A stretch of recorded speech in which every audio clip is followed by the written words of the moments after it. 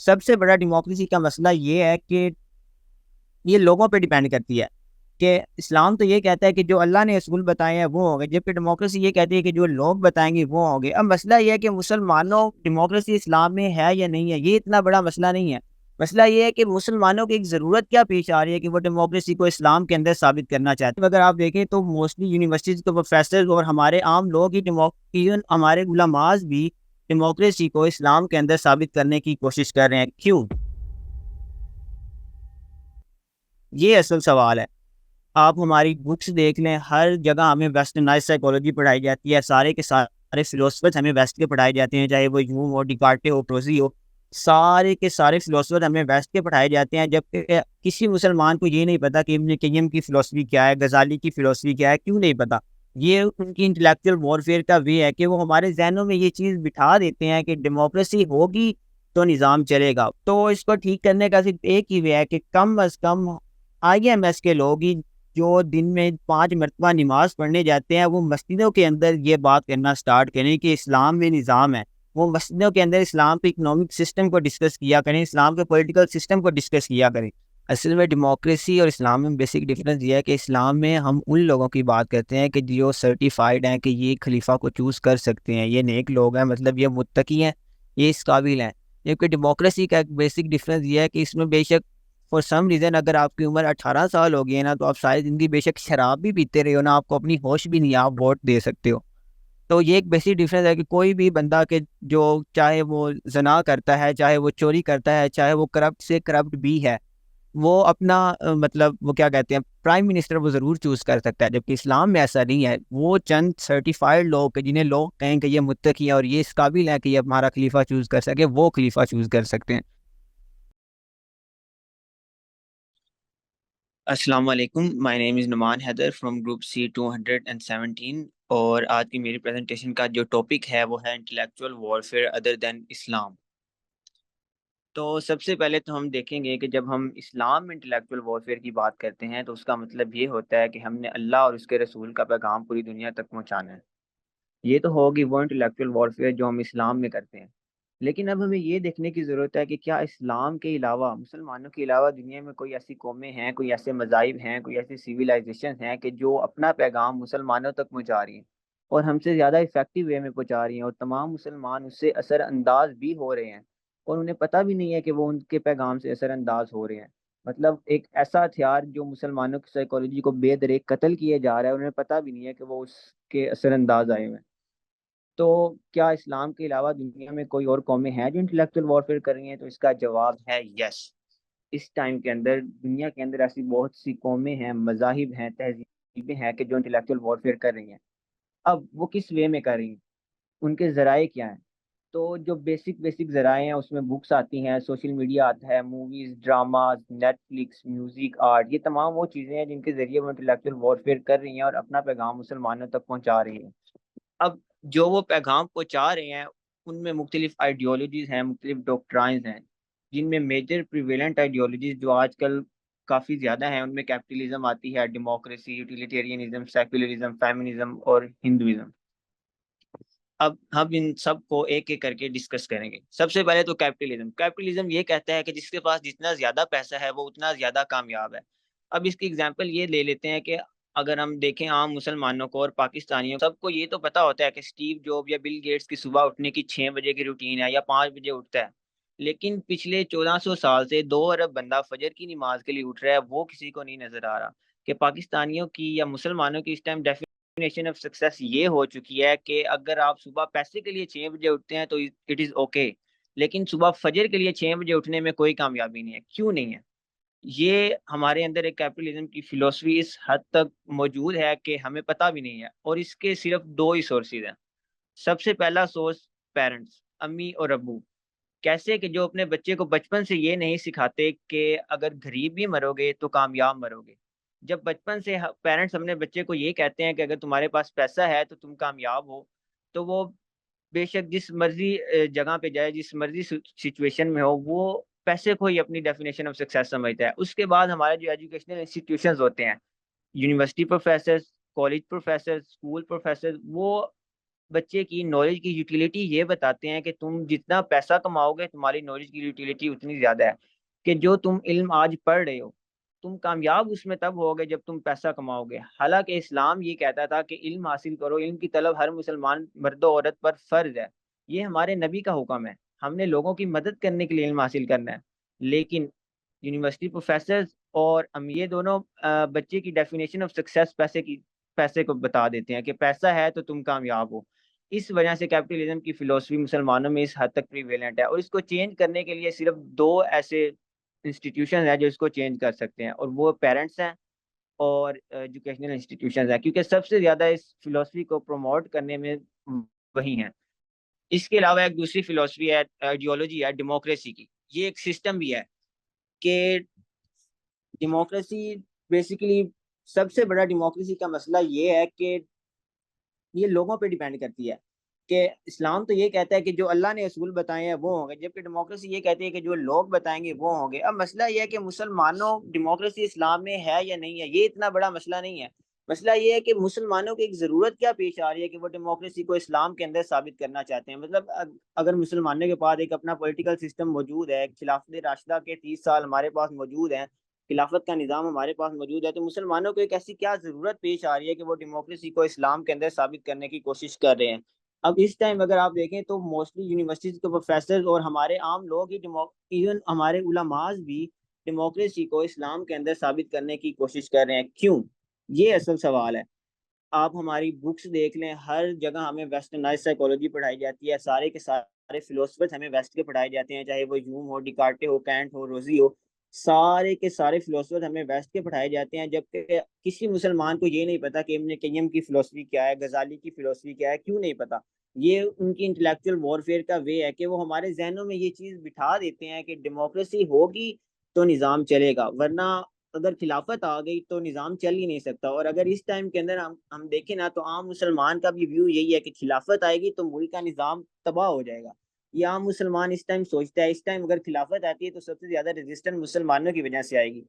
ये क्यों है? ये सिर्फ और सिर्फ उनकी इंटेलेक्चुअल वॉरफेयर की वजह से है कि उन्होंने हमारे जहनों के अंदर बुक्स के जरिए, सोशल मीडिया के जरिए, न्यूज चैनल्स के जरिए ये बात बिठा दी है कि हमारा निज़ाम डेमोक्रेसी का ठीक है और खिलाफत का निज़ाम आने के बाद तबाही होगी। इसके अलावा यूटिलिटेरियनिज्म की एक फिलोसफी है जो बहुत ज़्यादा आम है, कि जो चीज़ जितने ज़्यादा लोगों को खुश करती है वो उतनी ज़्यादा सही है। आपने अक्सर लोगों को भी ये कहते हुए सुना होगा कि मैं लोगों के चेहरों पर मुस्कुराहटें बिखेरना चाहता हूँ, मैं लोगों को खुश देखना चाहता हूँ। अब ये बात सुनने में तो बहुत भली लगती है, जबकि इस्लाम ने इसके अगेंस्ट क्या कहा था कि या अय्युहल्लज़ीना आमनुत्तकुल्लाह वक़ूलू क़ौलन सदीदा, ऐ ईमान वालो अल्लाह से डरो और सीधी बात कहो। जबकि पाकिस्तान के अंदर अगर हम पाकिस्तान के ड्रामास को देख लें और पाकिस्तान का जॉइंट फैमिली सिस्टम देख लें, तो इसमें हमारी मोस्टली खवातीन सारी जिंदगी या वो अपने हस्बैंड को खुश करती हैं, या अपने बच्चों को खुश करती हैं, या अपने सास ससुर को खुश करती हैं। ऐसा क्यों है? कि हमें हम यूटिलिटेरियनिज्म की फिलोसफी के अंदर है कि बस सबको खुश कर लो तो तुम कामयाब हो, अल्लाह को कोई नहीं खुश करना चाहता। तो ये इस फिलोसफी के ड्रॉबैक्स हैं। इसके अलावा सेकुलरिज्म की एक फिलोसफी है कि मस्जिद अलग और पॉलिटिकल सिस्टम अलग। अब इसका जो सबसे बड़ा सोर्स है ना, वो मस्जिद ही है। टू बी ऑनेस्ट, हम इस बात को माने या ना माने, लेकिन जब वो लोग हमारे उलमा या हमारे असातिज़ा के जिन्होंने ये बताना था कि इस्लाम के अंदर निज़ाम है, Islam is a complete code of life, Islam is a system, जब सारे नहीं, लेकिन वो जो ये बात करते हैं कि इस्लाम में निज़ाम नहीं है और फिर वो कुरान को प्रेजेंट भी कर रहे होते हैं, तो आम मुसलमान भी निज़ाम से दूर हो जाता है। वो भी ये समझता है कि पॉलिटिकल सिस्टम अलग है और निज़ाम अलग है।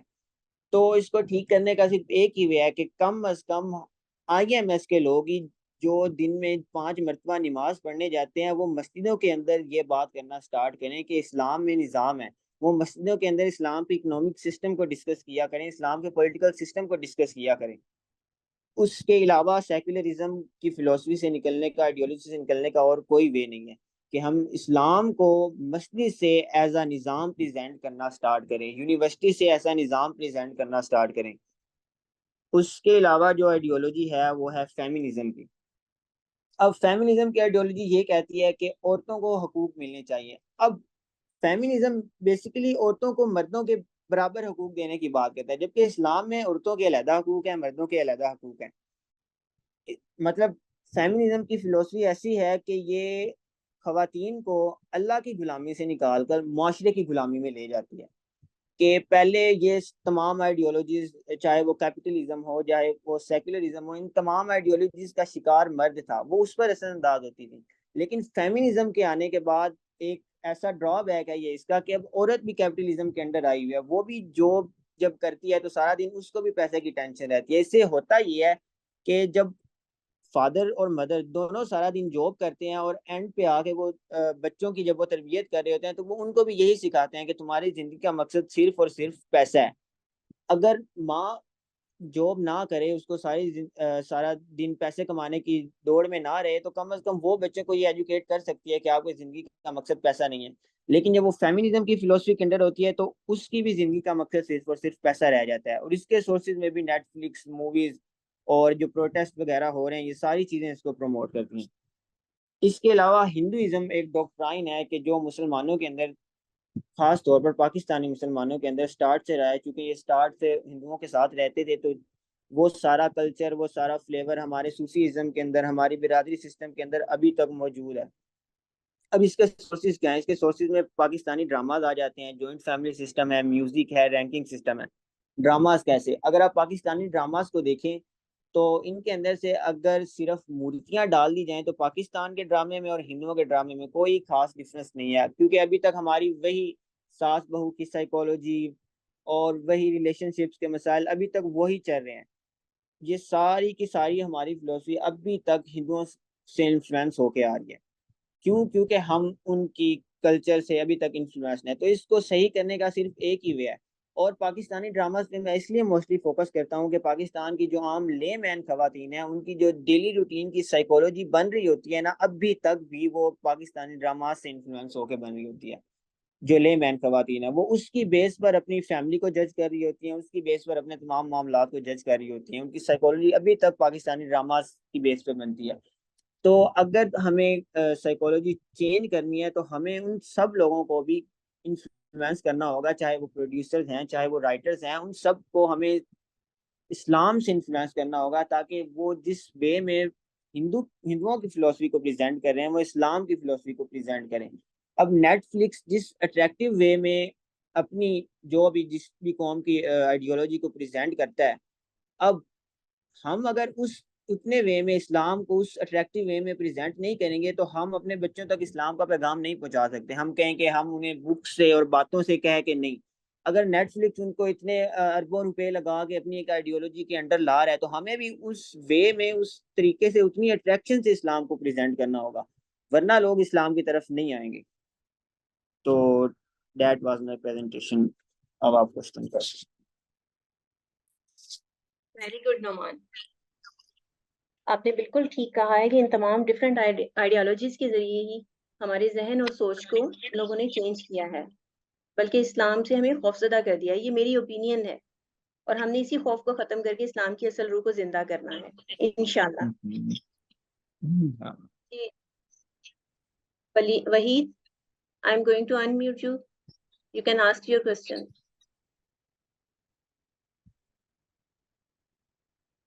अस्सलाम वालेकुम। मैंने सारी प्रेजेंटेशन तो नहीं सुनी, लेकिन काफ़ी देर से माशाल्लाह बहुत अच्छी गुफ्तगू हो रही है। ये जो भी भाई साहब ने कहा कि हमने इस्लाम को अट्रैक्टिव करके पेश करना है, तो मेरा क्वेश्चन ये है कि किस किस्म की अट्रैक्शन? कि अब हम उसको, अब जैसे ऑलरेडी जो यूट्यूब के ऊपर जो वीडियोस आ रही हैं, इससे पहले भी एक प्रेजेंटेशन हुई थी, उन्होंने बोला कि हमें भी मवाद उस तरीके का लेके आना चाहिए। देखें, कुछ चीज़ों की सोबराइटी होती है, ठीक है। अब उस चीज़ को आप नीला पीला अट्रैक्टिव कार्टून तो ऑलरेडी उसके ऊपर बन चुके हैं। बहुत सारी यूट्यूब की वीडियोस ऐसी हैं जो हमने सिर्फ बच्चों को खुश करने के लिए उनको कार्टून की शक्ल दे दी है, और कभी कभी उनको देख के दुख भी होता है कि ये क्या मजाक है।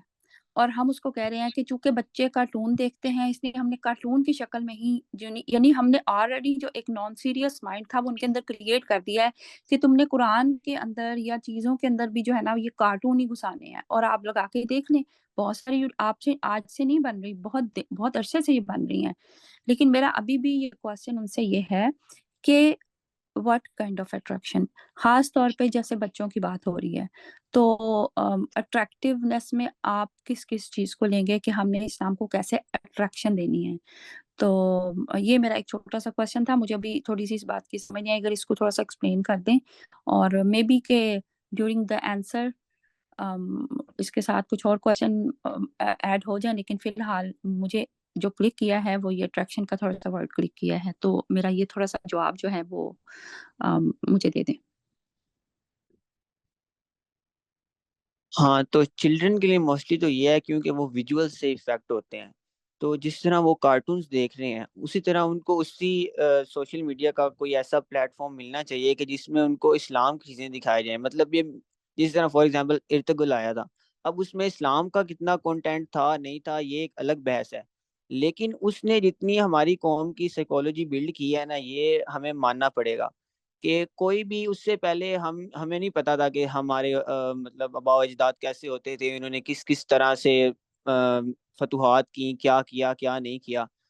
तो ये विजुअल्स की बेस पे है। इसी तरह हमें विजुअल्स के साथ चिल्ड्रन को प्रेजेंट करना होगा। तो ये वही कर सकता है कि जो मीडिया की इंडस्ट्री में है, जो मूवीज बनाते हैं लोग, मतलब जो प्रोड्यूसर या सारे, ये वही कर सकते हैं जो चिल्ड्रन को प्रेजेंट। उसके अलावा माँ बाप घर से के वो रोजाना की बेसिस पे कम से कम बच्चे की डेफिनेशन ऑफ सक्सेस को पैसे से तो हटा देना। उसकी डेफिनेशन ऑफ सक्सेस को अगर आप इस्लाम बता दें, अल्लाह बता दें, ये अगर उसके एक स्टैंडर्ड सेट हो गए ना, तो बाकी फिर वो विजुअल्स अगर ना भी हुए ना, तो कम से कम वो इस्लाम से डिट्रैक्ट नहीं होगा, क्योंकि उसे पता होगा कि अल्लाह के असूल हम कॉम्प्रोमाइज नहीं करेंगे। अगर अट्रैक्शन ना भी हुई ना, अगर बच्चे का स्टैंडर्ड्स ये बना दिए गए कि हम अल्लाह के असूल कॉम्प्रोमाइज नहीं करेंगे, फिर विजुअल्स सेकंड चीज आती है कि बाद में उसको विजुअल्स के जरिए हम प्रेजेंट करें इस्लाम को एक अच्छे वे में, मूवीज बना के, जिस तरह उमर सीरीज बनी है या और जैसे बहुत सी मूवीज वगैरह हैं नेटफ्लिक्स पे, जिस तरह और काफी हैं। पहली चीज ये है कि बच्चे के स्टैंडर्ड्स बनाने पड़ेंगे कि उसकी डेफिनेशन ऑफ सक्सेस ये है कि वो अल्लाह के असूलों पर किस कदर है। और दूसरी चीज visuals. Very good answer Numan. I agree कि बच्चों बच्चे विजुअल से बहुत ज्यादा सीखते हैं और हमें जरूरत है इस पर काम करने की। नेक्स्ट क्वेश्चन की तरफ चलते हैं। अजमल नसीर। जी अजमल। जी अस्सलाम वालेकुम। आवाज आ रही है मेरी? जी आ रही है, आ रही है। जी जी, माशाल्लाह बहुत अच्छी प्रेजेंटेशन थी। मेरा क्वेश्चन में एक दो बातों के ऊपर थोड़ी सी क्लैरिफिकेशन चाहिए थी। मैं डिफर करूंगा प्रेजेंटर जो है कि एक तो इन्होंने ये बोला है कि जो आ, हमारे प्रेजेंट स्कॉलर्स हैं या मौलवी, इन्होंने शायद कहा था कुछ इस तरह का कि वो नहीं, ये बात नहीं कह रहे कि जी इस्लाम के अगेंस्ट, वो कह रहे हैं कि जी इस्लाम में सिस्टम नहीं है। जबकि आल्दो ऐसी कोई बात नहीं है।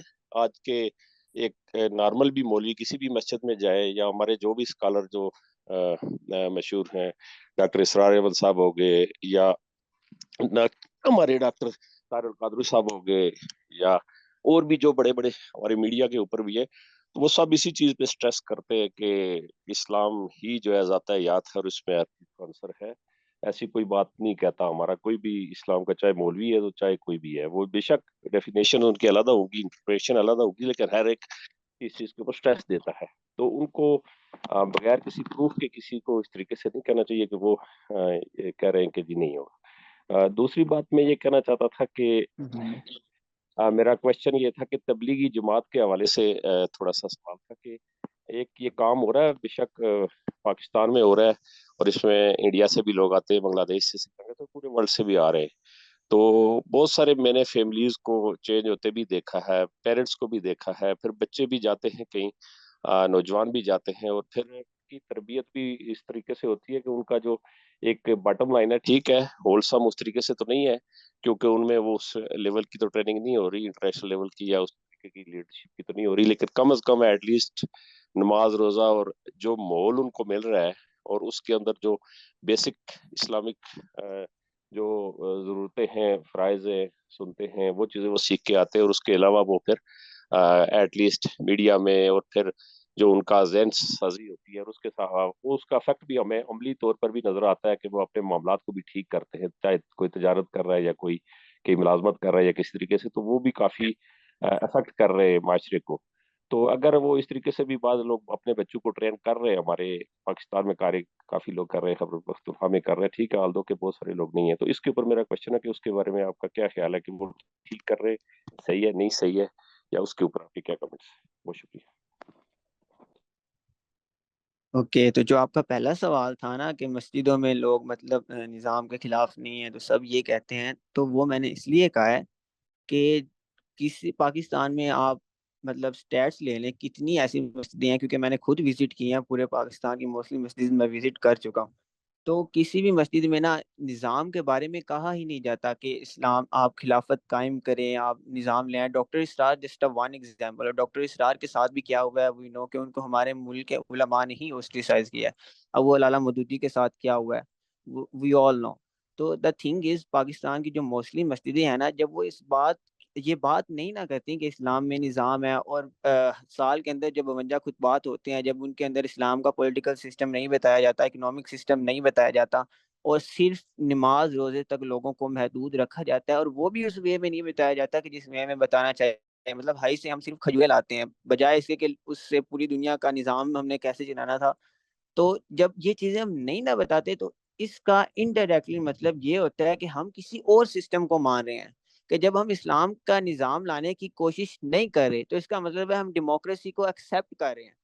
ये मैं बात कहना चाह रहा हूँ कि जब आप इस्लाम के निज़ाम की बात नहीं ना करते, तो आप इनडायरेक्टली आप जमहूरियत के निज़ाम के अंडर ही आ जाते हैं।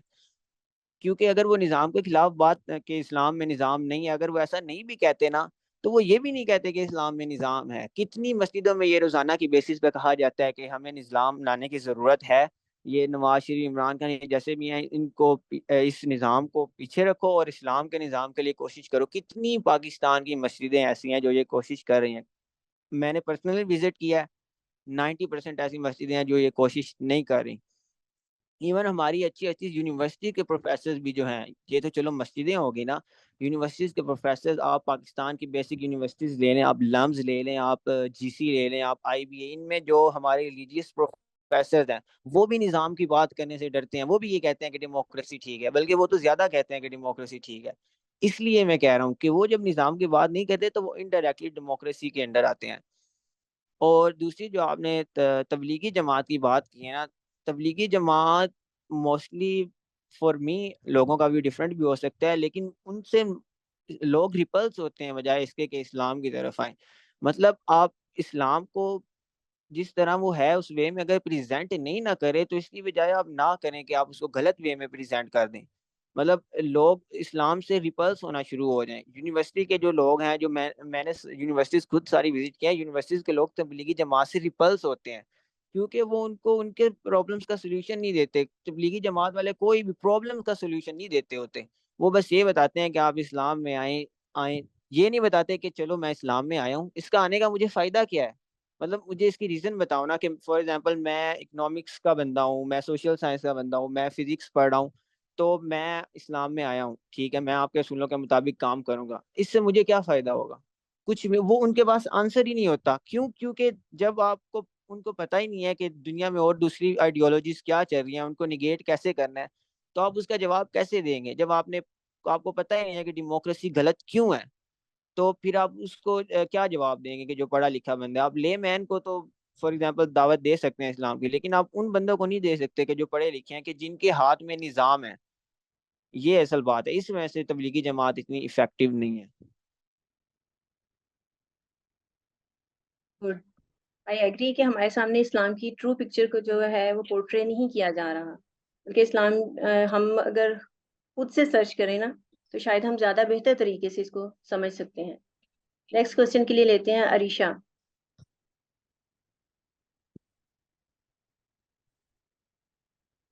जी अरीशा,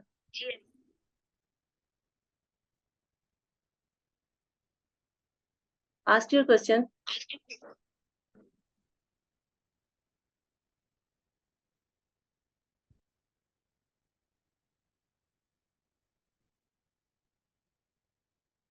जी Arisha, you can ask your question.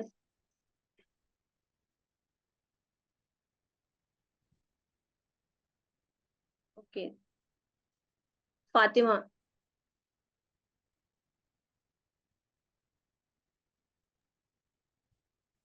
अस्सलाम वालेकुम। मेरा क्वेश्चन जो है वो प्रीवियस क्वेश्चन से रिलेटेड है जो एक सिस्टर ने किया था चिल्ड्रन के अकॉर्डिंग। आई एग्री के विजुअल रिप्रेजेंटेशन से बच्चे बहुत सीखते हैं, बट अगर हम एक जनरेशन पीछे चले जाएं तो हमारे जो पेरेंट्स हैं उनकी जो सारी तरबियत का और प्रोसेस हुआ है वो विजुअल के बगैर हुआ है। डोंट यू थिंक कि अगर हम अंडर 13 के बच्चे को विजुअल पे या स्क्रीन पे डाल देंगे तो इन द लॉन्ग टर्म वो फ़ायदा देने की बजाय नुकसान देंगे? मतलब उनके जो केमिकल हैं उनका बहुत ज़्यादा डिस्ट्रक्टिव उनका इम्बैलेंस हो जाएंगे उनके केमिकल बहुत ज़्यादा। ये बात सही है, बिल्कुल अंडर 13 को विजुअल्स पे नहीं जाना चाहिए, उसके केमिकल्स पे इफेक्ट पड़ेगा। लेकिन ये हम उन बच्चों की बात कर रहे हैं कि जो पहले मोटू पतलू और सुपरमैन देख रहे हैं, मतलब हम्म, उनसे तो अच्छा है कि वो इस्लाम के अंदर आ जाएं। ये बात करें कि जो पहले कार्टून वगैरह वो देख रहे हैं, या तो आप बिल्कुल बंद कर दें, ये बिल्कुल बेहतरीन तरीका है कि आप उसके माँ बाप उसके लिए विजुअल्स हों। क्योंकि जो हमारी प्रीवियस जनरेशन थी ना, उसके माँ बाप उसकी विजुअल थे, वो जो उसके सामने एक्ट या करते थे वो उसको फॉलो करते थे। तो अगर ऐसा है तो ये बेस्ट है। लेकिन जो पहले कार्टून देख रहे हैं ना, उनकी बजाय ये अच्छा है कि अगर वो उन कार्टून से हटकर इस्लाम की तरफ आ जाए तो फिर विजुअल प्रेजेंट करने में कोई मसला नहीं है, वरना बेस्ट वे यही है कि आप 13 की बात करें। क्योंकि अकॉर्डिंग टू ऑर्गेनिक मॉडल अगर हम 13 से पहले उनको दे देंगे तो वो तो बहुत ज़्यादा तबाही होगी उनके लिए। एंड ओके, थैंक यू, जज़ाकल्लाह खैर। फातिमा, आपके सवाल का जवाब मैं देना चाहूंगी। आपने बात की हमारे पेरेंट्स की, तो हमारे पेरेंट्स ने बेशक हमें विजुअल्स जो है वो एज ए स्क्रीन फॉर्म में नहीं दिखाए, लेकिन जो हमारे रियल ऑब्जेक्ट्स होते थे हमारी डेली लाइफ में, वो हमें जरूर दिखाए जाते थे। वो भी विजुअल्स में ही आते हैं। विजुअल्स डज नॉट मीन कि वो स्क्रीन है, वो हमारे आसपास जो कुछ भी है सब कुछ विजुअल है। तो हमारी फैमिली जी। गैदरिंग्स जब होती थी, हम बाहर कहीं जाते थे, तब भी वो हमारे लिए विजुअल्स ही थे। अम, जी जी बिल्कुल ठीक कह रही हैं, but I am specifically talking about screen because बाकी विजुअल्स जो हैं वो ऑर्गेनिक वे होगा, और जो स्क्रीन वाला जो आजकल हमारे बहुत ज़्यादा पॉपुलर कल्चर है इसके अंदर तो इसका नुकसान ही है। बिल्कुल इसका नुकसान है, और इसके लिए हमें पेरेंट्स की काउंसलिंग की जरूरत है ना। हमें हमारे जी parents as a parent time नहीं दे रहे बच्चों को। दैट्स वाई हम ये प्रॉब्लम्स फेस कर रहे हैं। नेक्स्ट क्वेश्चन की तरफ चलते हैं। मोहम्मद जवाद। जी जवाद साहब।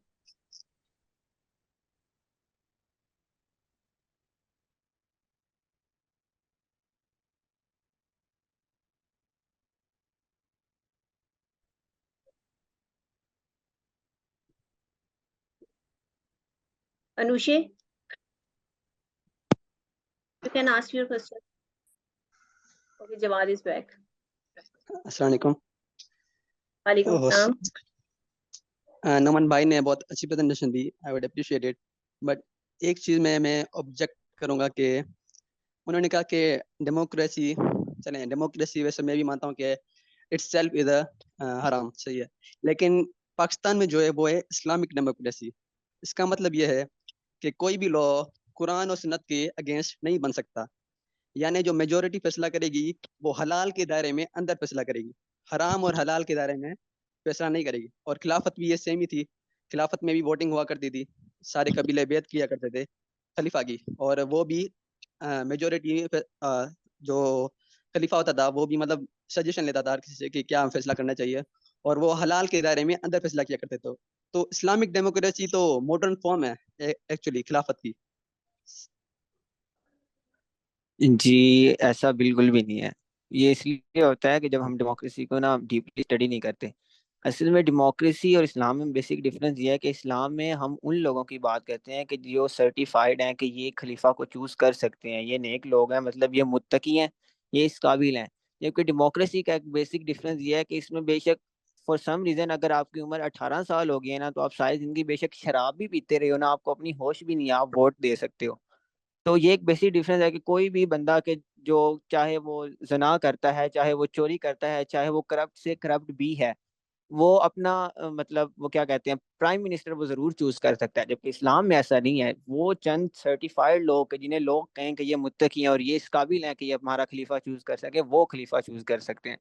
तो there is a basic difference between democracy and खिलाफत। तो ये बिल्कुल भी एक जैसे नहीं है।